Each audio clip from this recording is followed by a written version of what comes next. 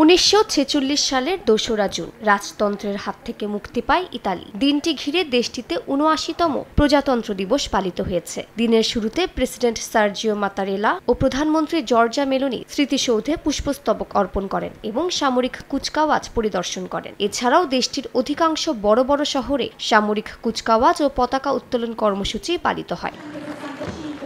প্রজাতন্ত্র দিবস উপলক্ষে দেশ জুড়ে বিশ্ববিখ্যাত জাদুঘরগুলোতে বিনামূল্যে প্রদর্শনের সুযোগ ছিল নাগরিকদের। এবছর সোমবার প্রজাতন্ত্র দিবস হওয়ায় টানা 3 দিনের ছুটিতে পর্যটকের উপস্থিতি ছিল অনেক বেশি। বিক্রি বেড়েছে বাংলাদেশি দোকানগুলোতে। এতে খুশি প্রবাসী বাংলাদেশিরা। বিশ্বের বিভিন্ন দেশ থেকে পর্যটক এরিয়াতে অনেক মানুষজন এসেছে। এতে করে যে সমস্ত ব্যবসায়িক কেন্দ্রগুলো রয়েছিল সেই ব্যবসায়িক কেন্দ্রগুলো ছিল আজকে মানুষজনে ভরপুর। ইতালির রিপাবলিক ডে, এই কারণে টুরিস্ট একটু বেশি, আজকে বেচাবিক্রি একটু ভালো হইতেছে।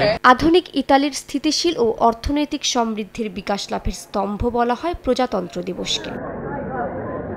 সময় সংবাদ, ইতালি।